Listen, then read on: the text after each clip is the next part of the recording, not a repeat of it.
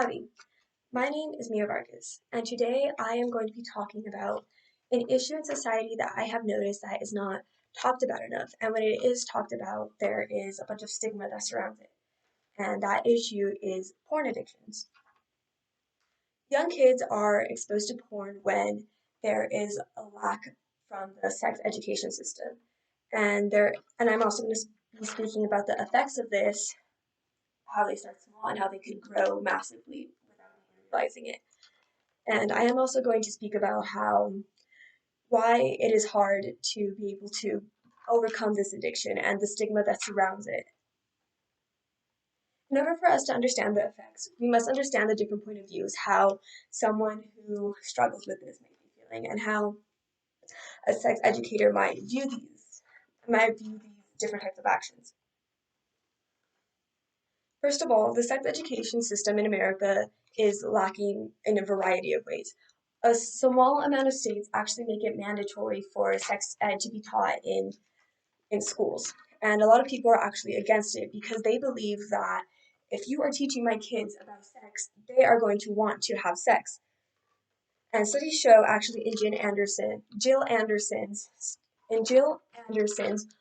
webpage article that when kids are taught about things such as consent, when they are taught about things such as condoms, STIs, like things like that, that there is a significant decrease in teen pregnancies, STIs, and kids are a lot more aware of what they are getting themselves into, and it allows them to participate in conversations regarding things such as consent.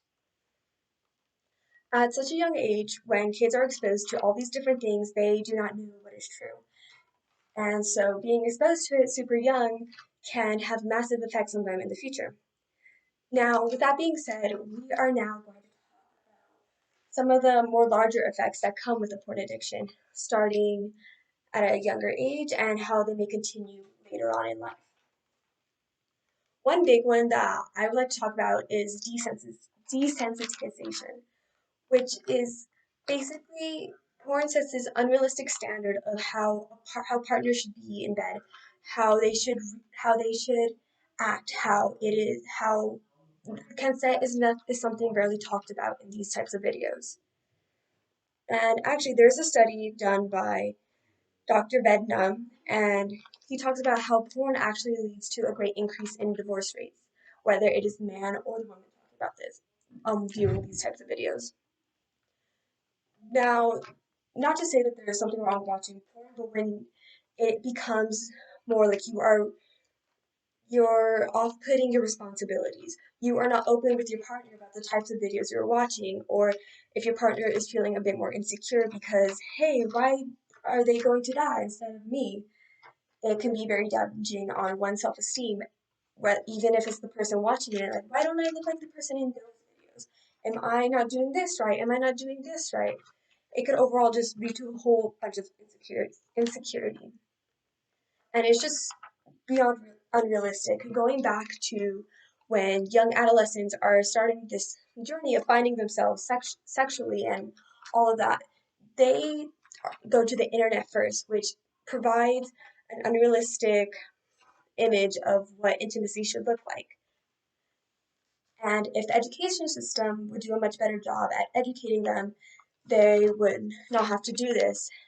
They would not have to go to the internet for this. And school or an education system, a healthcare provider, a parent should be something that kids feel comfortable going to, which is often not the case. So, the internet, again.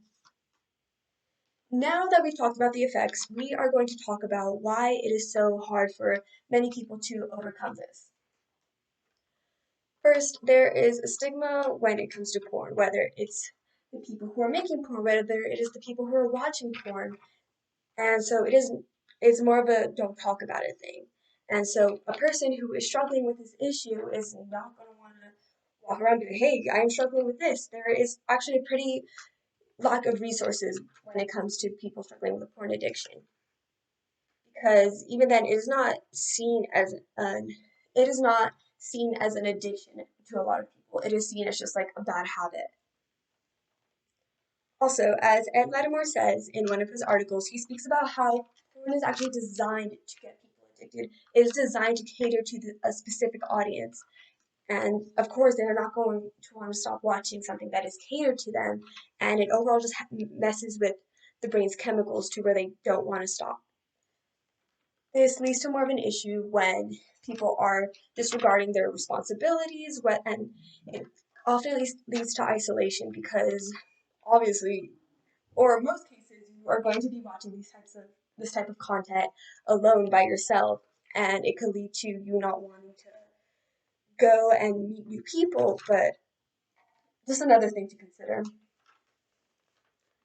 Now, to finish off, in order for us to completely understand the different effects of porn addictions, we must into it in different perspectives, such as those going through it and in a healthcare perspective.